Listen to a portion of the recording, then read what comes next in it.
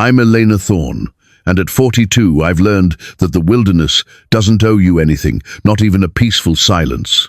My life in the rugged Bitterroot Mountains of Idaho was supposed to be an escape from a world I no longer trusted, a quiet sanctuary where I could bury my past as a field veterinarian. But everything changed the moment a shadow detached itself from the tree line during the worst blizzard of the decade.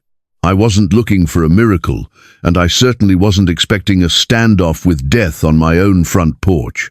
A massive mountain lion, a predator that should have seen me as prey, stood trembling in the freezing wind with an amber gaze that held a terrifying level of intelligence. She didn't growl and she didn't spring.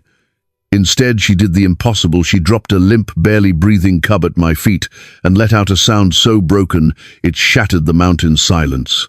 My heart hammered against my ribs as I realized this wasn't an attack, it was a surrender. She was a mother who had run out of options, bringing her dying child to the only creature she hoped could cheat death.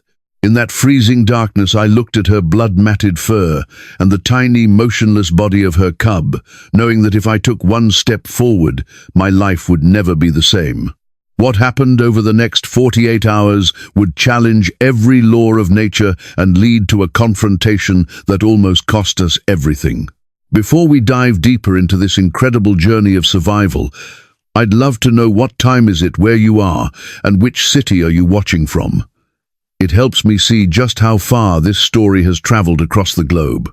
Also, if you believe that every wildlife deserves a second chance, please hit that subscribe button and leave a comment below. It really helps us protect these majestic creatures. The first thing I smelled wasn't the pine needles or the oncoming frost, but the metallic tang of fresh blood cutting through the mountain air. It was a scent that instantly rewound the clock on my life, pulling me back to the adrenaline-soaked years of field medicine, where every second was a currency spent against death. Sasha stood there, a ghost of the high ridges carved from muscle and shadow, her flanks heaving in a rhythmic struggle that sent plumes of white steam into the freezing Idaho night. I didn't move, my boots anchored to the porch wood as I watched the snow beneath her, turning a violent, blooming crimson. The mountain lion's right shoulder was a jagged mess of matted fur and torn flesh, the kind of injury that didn't come from a territorial dispute or a fall.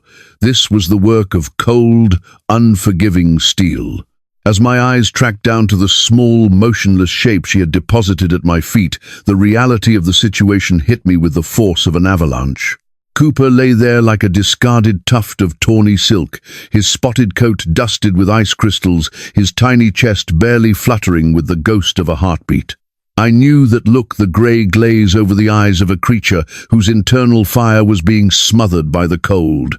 "Easy, girl," I whispered, the words barely audible over the whistling wind that threatened to tear the door from my hand. I could see the conflict in Sasha's amber eyes, a primal war between the urge to protect her young and the instinctive terror of the human presence. Her ears were flattened against her skull, and a low guttural vibration started deep in her chest, a warning that even in her broken state, she remained the apex of these woods. I had to make a choice within the next 30 seconds, or the mountain would claim them both before the moon crossed the ridge. Moving with a calculated slowness I had perfected in the savannas of Africa, I reached for the heavy wool blanket draped over the porch chair. Every fiber of my being screamed at me to retreat, to bolt the door and stay safe inside my fortress of solitude. But the sight of Cooper's paw twitching once in the snow silenced my fear. I spread the blanket on the floorboards, creating a bridge of fabric between my world and theirs. "I'm not the enemy, Sasha, I promise you," I murmured, keeping my palms open and visible. The lioness watched me, her pupils dilated until they swallowed the amber of her iris, reflecting the faint yellow glow from my cabin window. She took one hesitant, limping step toward me, the weight of her injured limb causing her to wince, a raw display of vulnerability that broke my heart. Then, with a grace that defied her agony, she nudged Cooper further onto the blanket with her bloodied muzzle. It was an invitation, a desperate pact, signed in the freezing mud of the Bitterroot range. I knelt my knees, striking the cold wood, and felt the searing heat radiating from Sasha's body despite the sub-zero temperatures. I gathered the edges of the blanket, lifting the tiny frigid weight of Cooper into my arms. He felt like a handful of stones, his body stiffening in the early stages of a shutdown that would be irreversible if I didn't get him to the wood stove immediately. Sasha followed me, her heavy paws silent on the threshold, a 300-pound shadow of teeth and claws entering my kitchen. The air inside suddenly felt too thin, the space too small for a woman, and a wounded queen of the peaks. I laid the cub on the rug, near the cast-iron stove, my hands moving with a frantic precision as I checked for ephemeral pulse. It was thready, a faint tapping that seemed miles away. Sasha didn't retreat to the corners. She stood directly over me, her hot breath huffing against the back of my neck, reminding me that any mistake would be my last. I ignored the predator at my back and focused on the life in my hands, grabbing a bowl of warm water and a stack of clean towels. Cooper was suffering from stage 3 hypothermia, his core temperature likely plummeting toward a level where his organs would simply stop. I began to rub his limbs with a firm, rhythmic motion, trying to force the blood back to his vital centers. "Stay with me, little guy," I urged, my voice cracking under the weight of the silence. Sasha let out a short, sharp chuff, a sound of maternal distress that vibrated through the floorboards and into my bones. I could see the extent of her own injury now that we were under the light, a deep, gouging laceration that had severed several layers of muscle. She was losing a dangerous amount of fluid, her fur soaked through with a darkness that no animal should have to carry. I realized then that she hadn't just come to me to save her cub, she had come because she was dying too. Her strength spent on the long, grueling trek through the snow to find the only human she had ever seen who didn't carry a rifle. The irony wasn't lost on me. I had moved to these mountains to avoid the burden of care, to simplify a life that had become too heavy with the grief of lost patience and broken promises. Yet here I was, in the dead of night, with the most dangerous creature in Idaho, standing in my kitchen, demanding that I be the healer I had tried so hard to forget. I reached into my medical cabinet, pulling out a bottle of antiseptic and a roll of sterile gauze, my mind already calculating the dosages of antibiotics I would need for a creature of her mass. The storm outside intensified, the wind howling against the logs of the cabin like a hungry beast, but the real battle was happening right here on my rug. I looked up at Sasha, our eyes meeting in a moment of absolute clarity. She wasn't just a lion, and I wasn't just a woman. We were two mothers, caught in the crosshairs of a world that didn't care if we survived the night. I saw the splotches of mud on her coat and the way she favored her hip, realizing she must have dragged herself through miles of jagged rock and frozen creek beds to get here. The sheer will required for such a journey was beyond human comprehension. I reached out a hand, hovering it just inches from her bloodied shoulder. For a heartbeat, the low growl returned a serrated edge in the air that made my skin crawl, but then she closed her eyes and lowered her head. She was giving me permission. She was surrendering her sovereignty for the sake of her bloodline. As I began to clean the grit and ice from Cooper's fur, I realized the gravity of what I had allowed into my home. This wasn't a domestic rescue. This was an intervention in a cycle of violence that had started long before Sasha reached my door. The trap that had claimed her flesh was a signature of a specific kind of cruelty, one I knew all too well from my days in the field. Someone was out there, someone who didn't value the sanctity of the Bitterroot, and they wouldn't be happy that their prize had found refuge with me. But as Cooper let out a tiny high-pitched mewl, and Sasha responded with a gentle rumbling purr that shook the very air, I knew there was no turning back. I was in the middle of a war now, and the first casualty was my own isolation. I worked through the night, the amber glow of the firelight dancing across the tawny fur of the mother and child, a scene of impossible peace in a world built on teeth and claws. I knew the morning would bring questions I wasn't ready to answer, and dangers I wasn't sure I could face. But for now, the only thing that mattered was the steady, fragile rhythm of two hearts beating in unison against the cold. Inside the cabin, The warmth of the wood stove felt like an intruder against the raw, wild energy Sasha brought through my door. The crackling of the dry larch logs, usually a sound of comfort, now seemed like a frantic heartbeat, echoing the adrenaline coursing through my veins. I settled onto the braided rug, my knees aching against the hardwood floor as I positioned Cooper's limp body on a bed of dry towels. The cub was a miniature of mountain majesty, but right now he was a fading spark in a cold universe. His skin was pale beneath the tawny fur, and his gums had lost the healthy pink of a nursing predator, turning a sickly, translucent white. I could feel Sasha's presence behind me, a massive, muscular weight that vibrated with a low-frequency growl whenever I shifted my position. She was a silent storm, breath huffing against my shoulder, smelling of wild earth and the iron scent of her own untreated wounds. Every time my fingerlings pressed into Cooper's tiny chest to check for a rhythm, the air in the room thickened with a primal threat. I knew the protocol for field resuscitation, having performed it on leopard cubs in the Serengeti and lynx in the Siberian taiga. But doing it under the direct gaze of a 150-pound mother lion was a different kind of trial. I began the compressions using only 2 fingers to avoid crushing his fragile ribs, pressing down with a steady, rhythmic cadence. 1, 2, 3, breathe. I leaned down, forming a seal over his nose and mouth, with my own exhaling just enough air to see his chest rise without damaging his underdeveloped lungs. The moment I pulled away, Sasha let out a guttural snarl that rattled the copper pots hanging above the stove. She didn't understand medicine. She only saw a human mouth on her cub's face, and her instinct to kill was battling her instinct to hope. "Trust me, girl," I whispered, my voice thick with the strain of holding back my own terror. I didn't look back at her because I knew that if our eyes met, the predatory trigger might override the fragile truce we had established. I continued the cycle, my movements fluid and mechanical, a dance I had learned in the mud of a dozen different countries. The cabin light flickering from the kerosene lamp on the table cast long, distorted shadows of the 3 of us against the log walls, making the scene look like a prehistoric cave painting of survival. Cooper's body remained unresponsive, his limbs splayed out like discarded velvet. But I refused to stop.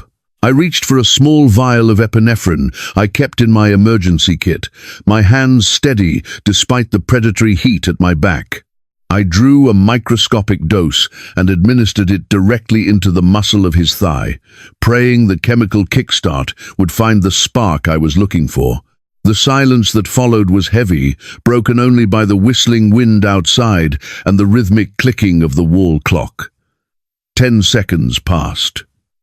20. Then, beneath the palm of my hand, I felt a tremor. It wasn't a heartbeat yet, just a flutter like the wings of a trapped bird. I redoubled my efforts, rubbing his flanks vigorously with a dry towel to stimulate circulation. Sasha moved closer, her muzzle inches from my ear, her teeth bared in a silent grimace of agony and suspicion. I could feel the heat radiating from her injured shoulder, a reminder that she was a ticking clock herself. Suddenly, Cooper's body convulsed. A small, violent shiver traveled from his tail to his ears, and then his mouth opened. He let out a sound that was less of a cry and more of a gasp, a desperate reach for oxygen that signaled his return from the brink. The sound was electric. Sasha's growl shifted instantly into a frantic, high-pitched chirrup, a vocalization of maternal recognition that nearly brought me to tears. I watched as his eyes, dark and unfocused, flickered open for a fraction of a second before closing again. "That's it, little warrior." I breathed my own lungs, finally remembering how to expand fully. I grabbed a bulb syringe to clear the remaining fluid from his nasal passages, working with a speed born of relief. Each time Cooper made a noise, Sasha's tail lashed against the floor like a whip, her anxiety manifesting as a restless pacing energy that occupied every inch of the small kitchen. I began to wrap him in a warm, dry fleece, tucking a small hot water bottle near his core to stabilize his temperature. The danger of a relapse was high, but the primary hurdle, the cessation of breath, had been cleared. I sat back on my heels, finally allowing my gaze to drift toward Sasha. She wasn't looking at me with the cold, calculative stare of a hunter anymore. She was focused entirely on the bundle in my lap, her chest heaving with an exhaustion that was finally starting to show. Her injured leg gave out for a moment, and she slumped onto her side, the blood from her shoulder smearing against the white cabinets. I realized then that the adrenaline that had carried her across the Bitterroot range was fading, leaving behind the raw reality of her own trauma. We were in a small wooden box in the middle of a wilderness that wanted us dead, and for the first time in years, I didn't feel like an observer. I was part of the pack. I moved the wrapped cub closer to her belly, allowing her to catch his scent and feel the warmth of his returning life. She immediately began to lick his head with her rough sandpaper tongue, a grooming ritual that served both to clean him and to claim him back from the hands of the human. The tension in the room didn't disappear, but it transformed into a focused, shared purpose. I knew the night was far from over, as the infection in Sasha's shoulder was a slow poison that would eventually claim her if I didn't intervene. But for this one moment, the victory was ours. I watched the rise and fall of Cooper's chest, steady, now a tiny miracle of biology that had defied the odds of a Montana winter. I reached for my medical kit again, knowing that the mother would be a much more difficult patient than the son. The trap that had struck her was likely still out there, and the people who set it would be wondering where their prize had gone. But inside this cabin, the laws of the forest had been rewritten. I spent the next hour preparing a saline drip and a heavy-duty sedative, my mind racing through the anatomical challenges of suturing a mountain lion. The house was quiet, now the only sound being the rhythmic purr that started to emanate from Sasha's throat, a deep, resonant vibration that seemed to harmonize with the crackle of the fire. It was a sound of healing, of a predator, finding peace in the most unlikely of places. I looked at my hands, still stained with the blood of two different worlds, and realized that my escape into the mountains had been a failure. I hadn't found solitude. I had found a responsibility that was heavier than anything I had left behind. The mountain lion looked at me, her eyes reflecting the dying embers of the stove, and in that gaze there was no more malice. There was only the recognition of a debt that could never be repaid with anything other than life itself. I prepared the first dose of antibiotics, my heart finally slowing down to a normal pace as the reality of our survival began to sink in. We were no longer two separate entities, a woman and a beast, but a single unit, fighting against the encroaching darkness of the Idaho winter. The first signs of Cooper's strength began to show as he nudged against his mother's teat, a primal instinct that proved his will was intact.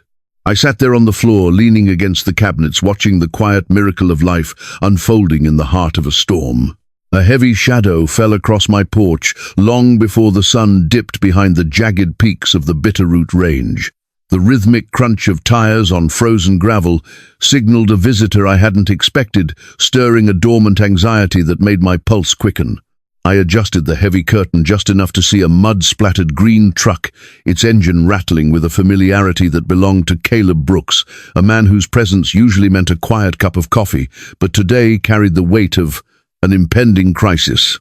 Sasha, sensing the intrusion, shifted her weight near the stove, a low tectonic vibration starting in her throat that warned me.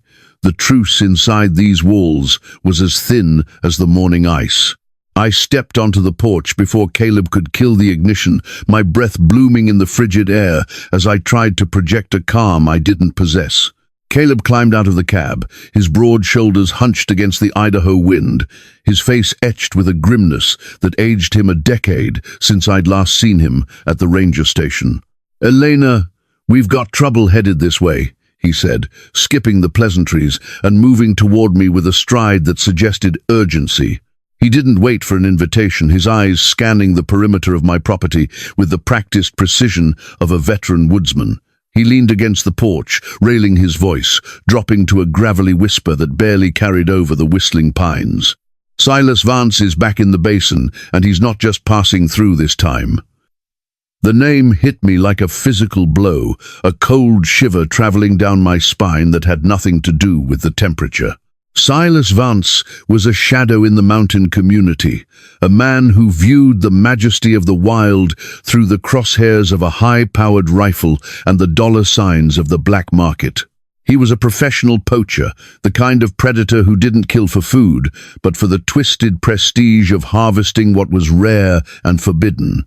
Caleb pulled a crumpled topographical map from his pocket, pointing to a drainage 5 miles north of my cabin where a set of illegal steel jaw traps had been discovered that morning. He's looking for a high-value target, a female cougar he's been tracking for weeks. Caleb continued his gaze, finally settling on mine with a piercing intensity. Rumor has it he clipped her, but she managed to slip the trap and vanish into the timber with a cub.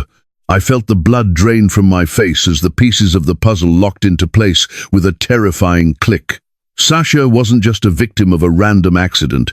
She was the survivor of an assassination attempt by one of the most dangerous men in the Northwest. The metallic tang I had smelled on her fur earlier wasn't just blood. It was the mark of Silas's ambition. Caleb must have seen the flicker of recognition in my eyes, because he straightened up his hand, moving instinctively toward the radio on his belt. "You've seen her, haven't you, Elena?" I hesitated, the silence between us, stretching until it became a confession. I knew that by harboring Sasha and Cooper, I was stepping outside the boundaries of the law and into the direct path of a man who didn't recognize any authority but his own. But then I remembered the way Sasha had looked at me when I held her son, the raw surrender in her amber eyes that defied every predatory instinct. "She's inside, Caleb," I said, the words feeling like a heavy stone being dropped into a deep well. "She brought her cub to my door last night. He was dying of hypothermia, and she's got a shoulder wound that would have killed anything with less heart." Caleb exhaled a long, shaky breath, his gaze shifting to the heavy oak door of my cabin, as if he could see the 300-pound secret hidden behind it.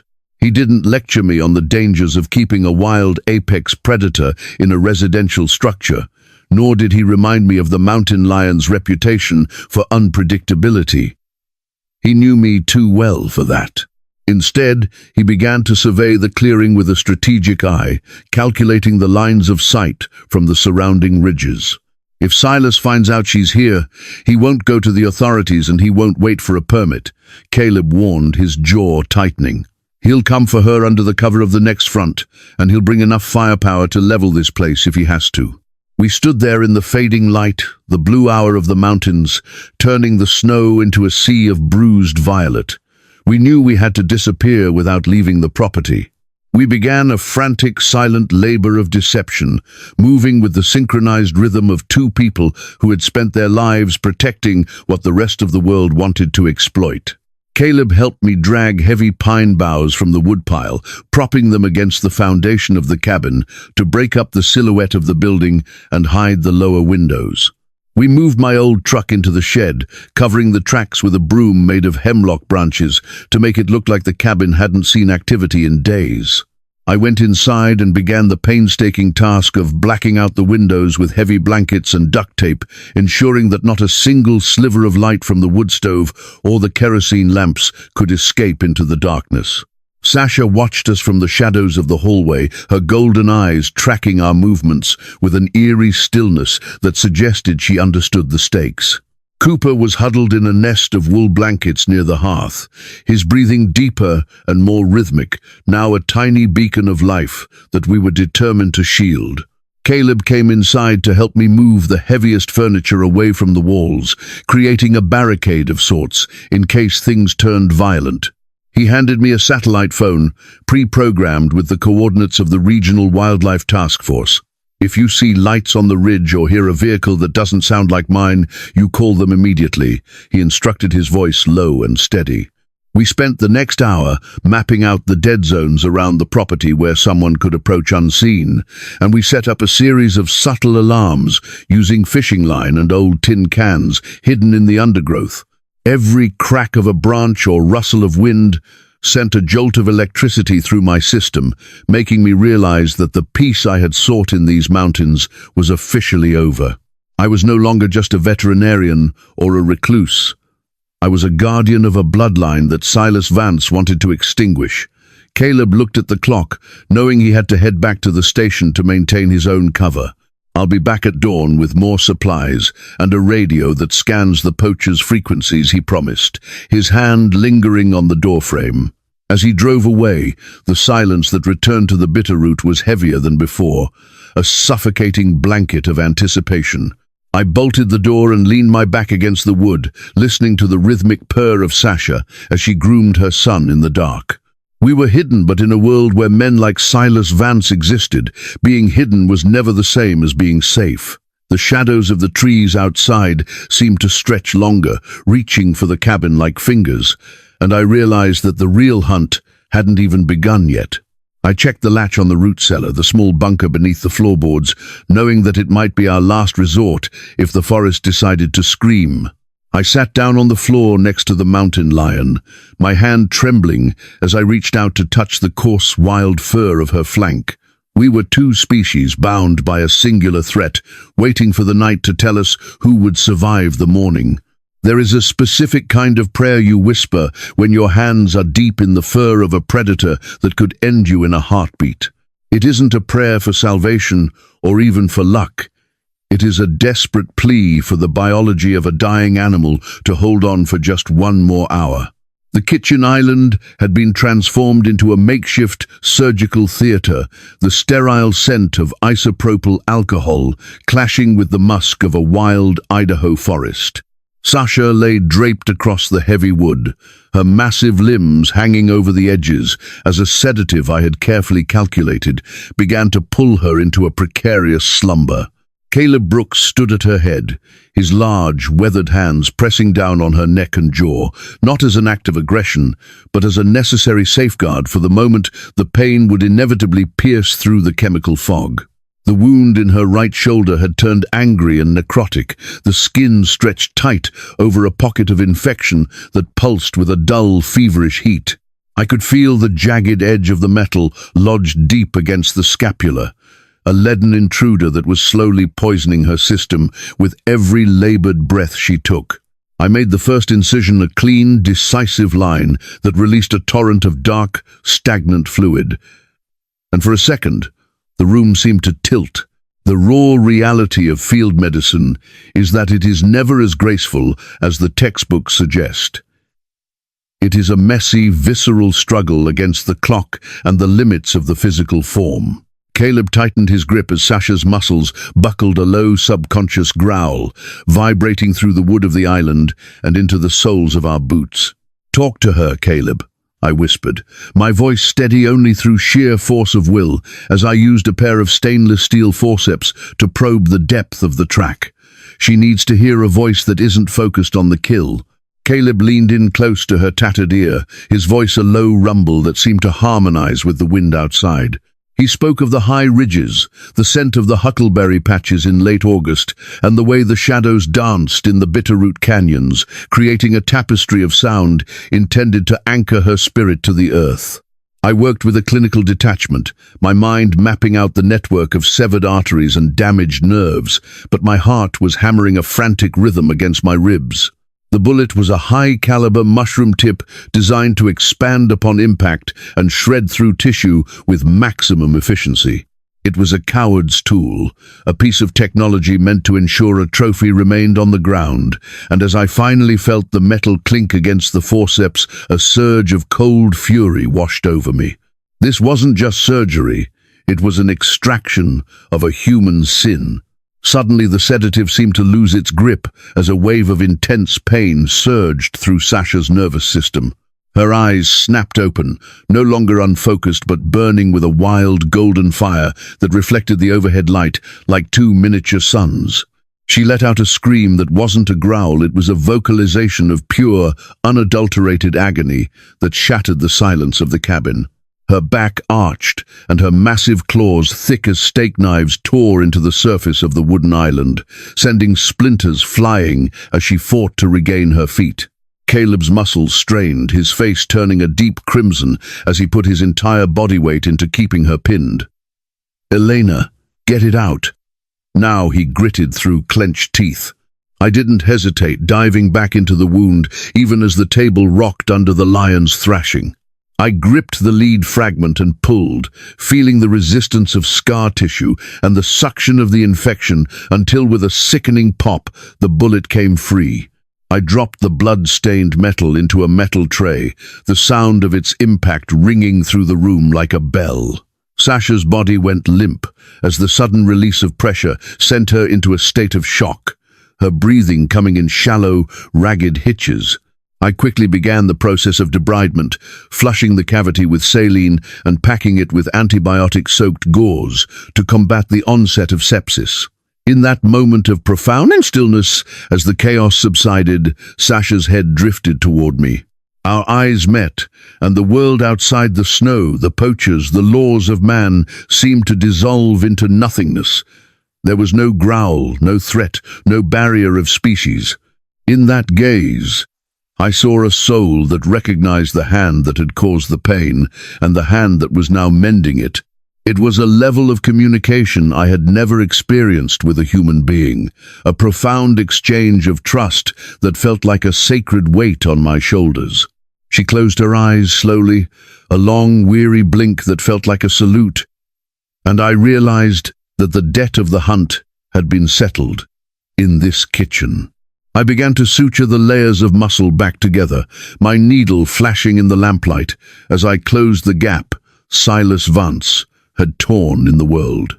Caleb didn't let go of her neck until the last stitch was tied, his hands trembling slightly as the adrenaline finally began to recede. We stood there, two humans in a small cabin in the middle of a vast, unforgiving wilderness, looking at a creature that represented everything we were trying to save.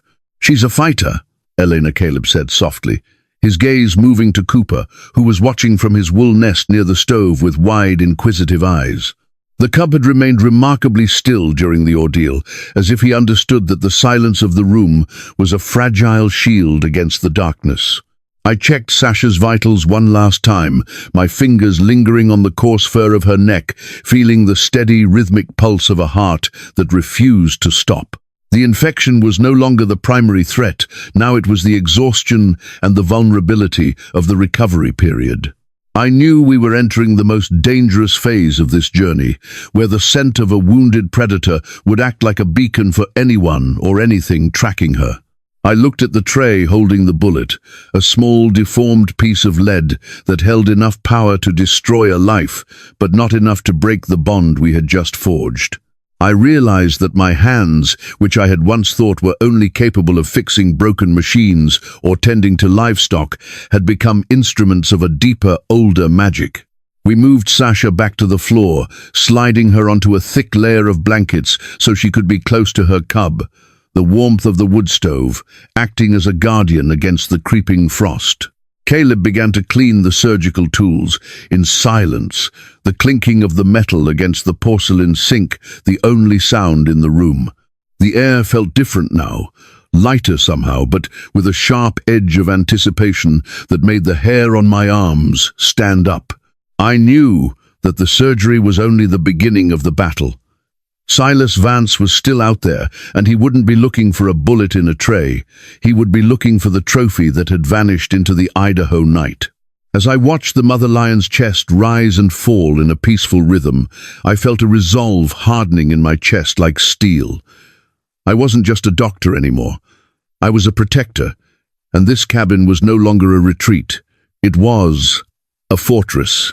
I looked at my reflection in the darkened window and didn't see the tired, defeated woman who had arrived here a year ago. I saw someone who was ready to fight for the wild, no matter the cost. The mountain lion purred in her sleep, a sound that vibrated through the floor and reminded me that in the heart of the Bitterroot, the most powerful force isn't the hunter, but the one who refuses to let the light go out. The sound of a heavy boot snapping a dry branch outside was the only warning I got before the world turned into a hunt. It was a sharp, crystalline crack that cut through the low hum of the wood stove, a sound that didn't belong to the natural rhythm of the Bitterroot night.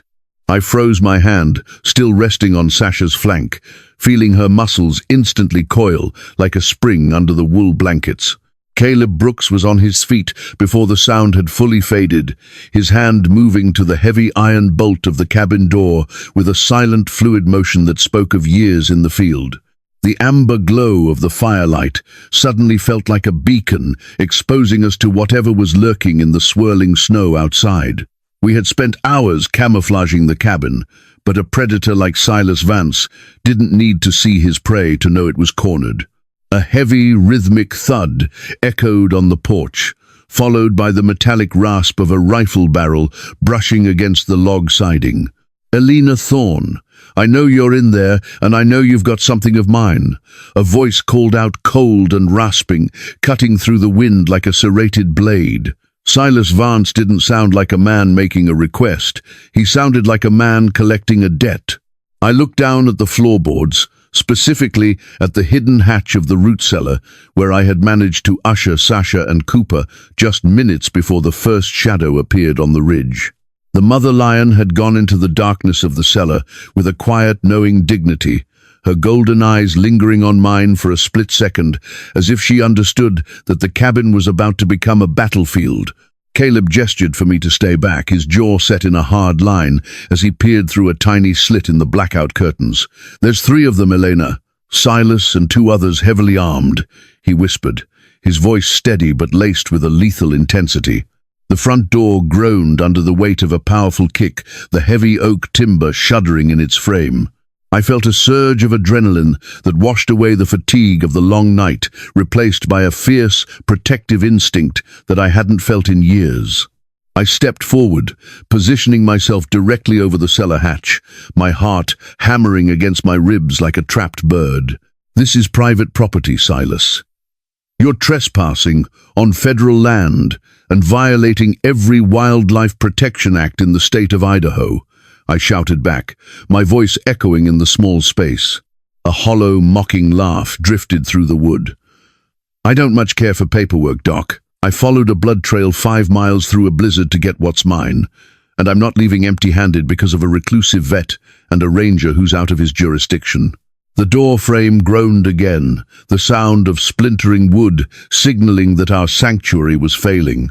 Caleb moved to the window, his silhouette dark against the flickering firelight as he tried to identify the positions of the other 2 men.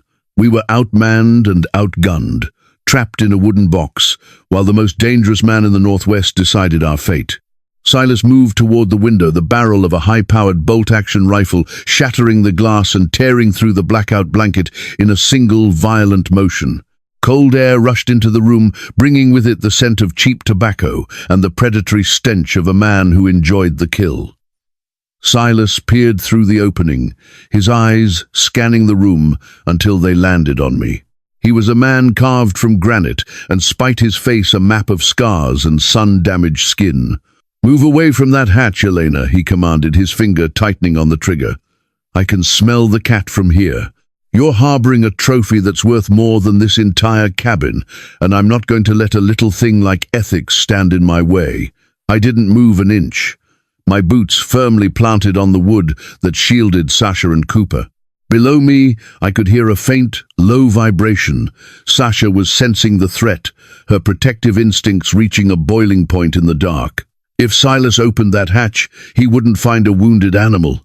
He would find a queen ready to reclaim her throne. Caleb stepped into the light, his ranger badge glinting in the firelight. "Drop the weapon, Silas. You've already got enough charges to put you away for 20 years. Don't add federal assault to the list." The tension in the room was a physical weight, a suffocating pressure that made every breath feel like a struggle. One of Silas's men moved toward the back door, the sound of a crowbar prying at the wood, signaling a second breach. We were being squeezed from both sides, the perimeter we had worked so hard to protect collapsing in the face of organized greed. Silas ignored Caleb, his focus entirely on the space beneath my feet. "I'm going to count to 3, Doc.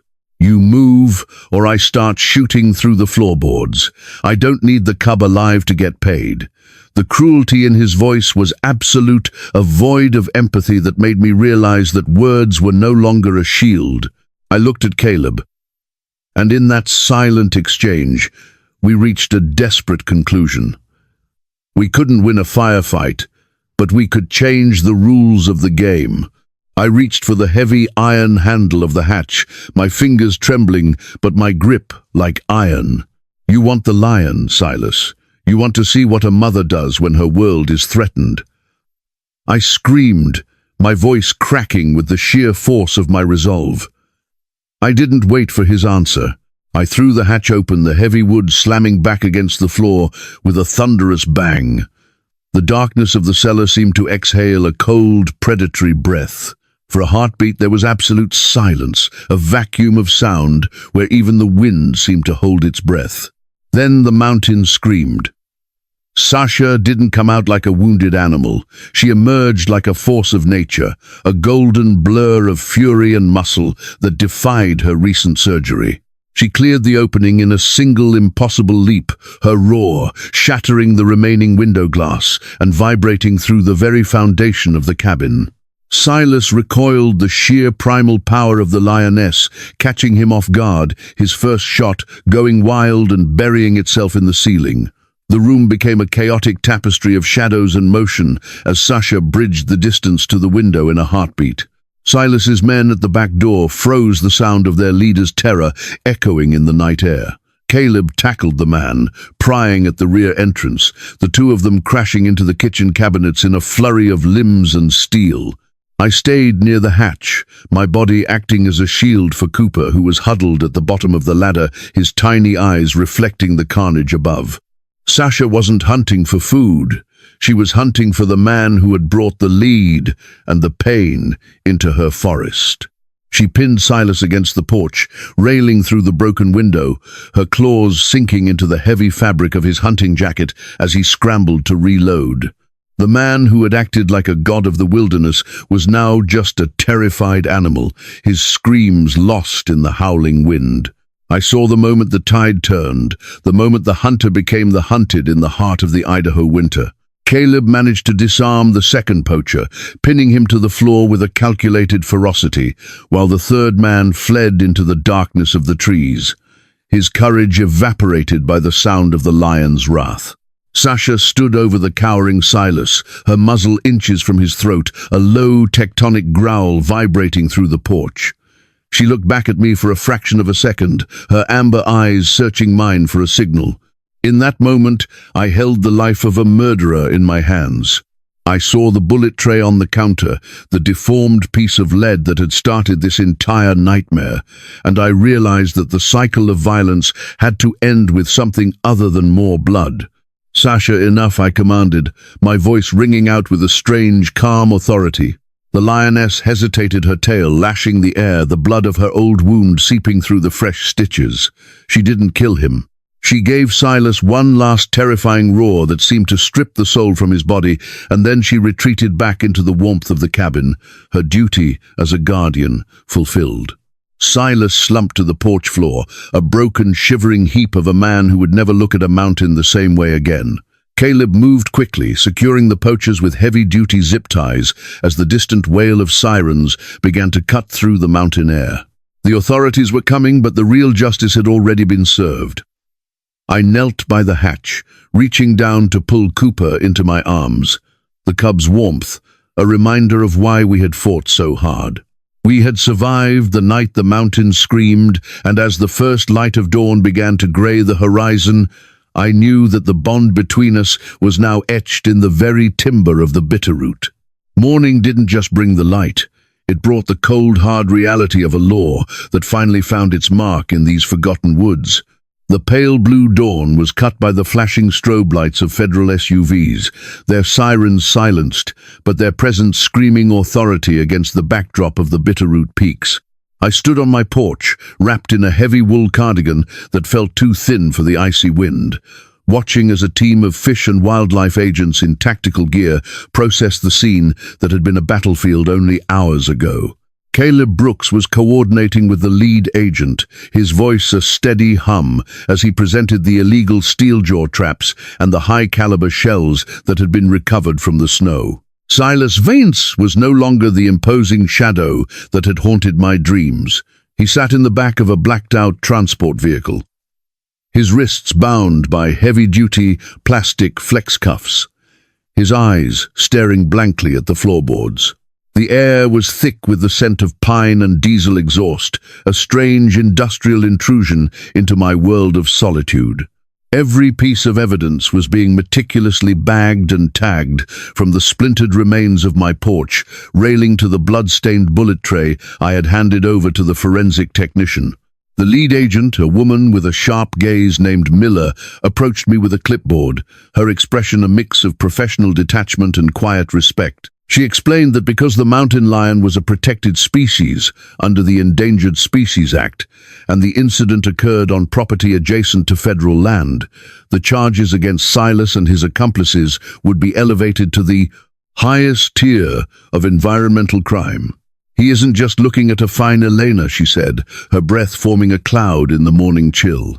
"The Lacey Act violations alone, combined with the illegal trapping and the assault on a federal agent, are going to carry a mandatory minimum that he can't bargain his way out of." I listened as she outlined the weight of the justice system, descending on the man who had tried to turn Sasha's life into a price tag. Silas was facing up to 15 years in a federal penitentiary and a staggering fine of $250,000, a penalty designed to serve as a warning to the shadow networks that profited from the destruction of the Porison dollars. American Wild. The legal machinery was moving with a cold, relentless precision, ensuring that the man who had brought fear to the mountains would now have to live with the fear of a steel cage. Inside the cabin, the atmosphere had shifted from one of frantic survival to one of monitored recovery. The federal team had brought in a specialized mobile veterinary unit, but after reviewing my work on Sasha and Cooper, they decided to keep the animals in my care under strict supervision. "You did a hell of a job under fire," Doc Miller added, looking toward the window where I had blacked out the light only hours before. I went back inside the door, closing out the noise of the investigation, and felt the immediate soothing presence of the lioness. Sasha was lying in the corner of the living room. Her right shoulder heavily bandaged her eyes, following me with an intensity that had lost its predatory edge. She was no longer a threat to be managed, but a patient whose recovery was now a shared victory between me and the state. Cooper was nursing a vigorous, healthy motion that proved the trauma of the previous days had failed to break his spirit. I spent the next several days in a blur of antibiotic injections, wound cleaning and high-protein feedings, working alongside the government biologists who checked in every morning. We monitored Sasha's temperature and heart rate, watching as the swelling in her limbs subsided and the fire returned to her golden gaze. The infection had been caught just in time, and the surgical sutures I had placed in the heat of the hunt were holding firm against the power of her muscles. The local community, usually wary of any federal involvement, had rallied around the story with neighbors from the valley, bringing crates of fresh venison and elk to ensure the lioness had the nutrition she needed to heal without having to hunt. It was a strange, beautiful reversal of roles. The people who lived in the shadow of the predator were now the ones ensuring her survival.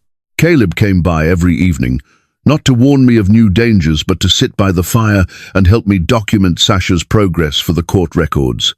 He told me that Silas's legal team was already crumbling under the weight of the evidence we had provided. The discovery of the illegal traps on federal land was the final nail in his coffin, a clear violation of the National Wildlife Refuge System Administration Act. As the weeks passed, the Bitterroot began to shed its winter coat, the first meltwater trickling down the granite slopes in a symphony of renewal. Sasha's recovery was nothing short of miraculous. The limp that had nearly cost her her life vanished, replaced by the fluid, silent grace that defined her species. She began to spend more time near the door, her ears pricked toward the high ridges where the elk were starting to move. Cooper was no longer the tiny, fragile bundle I had carried in the blanket. He was a rambunctious puff of fur, his claws sharpening on the logs and his pounces becoming more coordinated. I knew that our time as a pack was coming to an end, and for the first time the thought didn't bring me sadness, but a profound sense of completion. We had stood at the crossroads of life and death, and we had chosen the path of mercy, The protection of the local authorities had created a safe corridor for them, a temporary sanctuary where they could regain their strength without the looming threat of a rifle scope. I looked at the official paperwork on my desk, the court summons, and the deposition statements, and realized that justice in the wild wasn't just about punishment. It was about the restoration of balance. By holding Silas Vance accountable, we hadn't just saved one mountain lion, we had protected the integrity of the entire ecosystem. I had seen the worst of humanity in those traps, but I had also seen the best in the way my community and the law had stepped in to mend what had been broken. On the final day of their stay, the biologists performed a last check, declaring Sasha fully fit for release. Her muscle mass had returned, her blood work was clear, and her maternal bond with Cooper was as strong as the mountain itself. I sat on the floor one last time, my back against the kitchen cabinets where I had performed the surgery of silence, and watched the mother and son interact. Sasha nudged me with her head, a heavy, warm contact that was her way of saying goodbye. I realized then that I wasn't the same woman who had fled to these mountains to hide from the world. I had found my purpose again, not in the sterile hallways of a city clinic, but in the raw, honest struggle of the wilderness. The law had done its part, providing the shield that allowed us to reach this moment, but the real work had been done in the quiet hours of the night, with a needle, a thread, and a refusal to look away. As the sun began to set on the final day of their recovery, the Bitterroot Mountains seemed to glow, with an inner fire welcoming their queen back to the high ridges. The weight of justice was heavy, but it was a weight that I was proud to carry, a reminder that even in the darkest corners of the world, the light of compassion could still find a way to shine.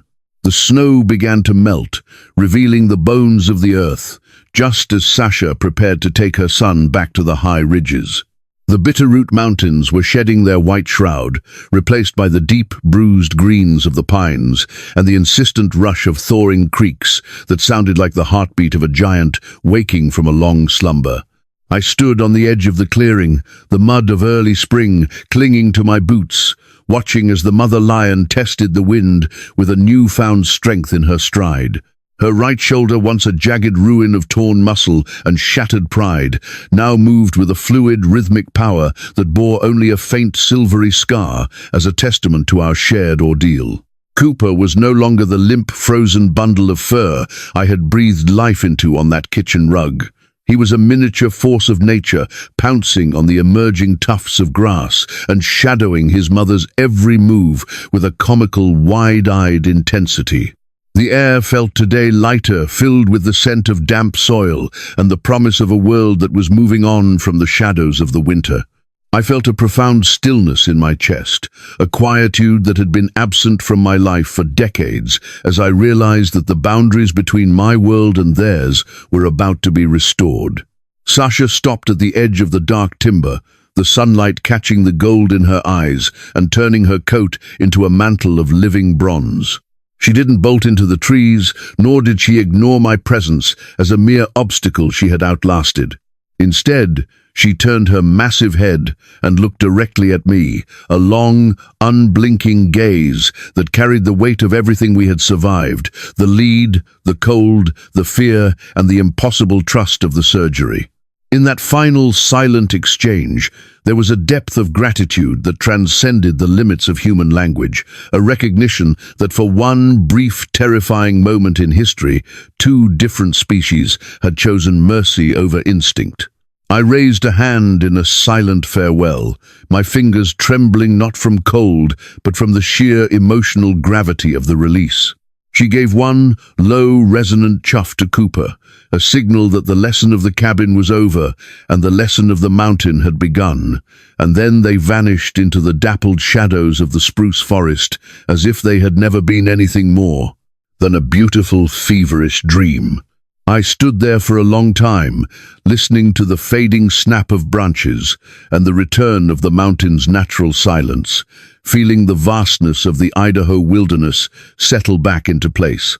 This journey had taught me that we don't protect the wild because we possess the power to rule it, but because we possess the capacity to love it. We don't save these creatures to prove our dominance or to play God. We save them because in the act of mending a broken wing or a shattered shoulder, we are secretly mending the broken parts of ourselves.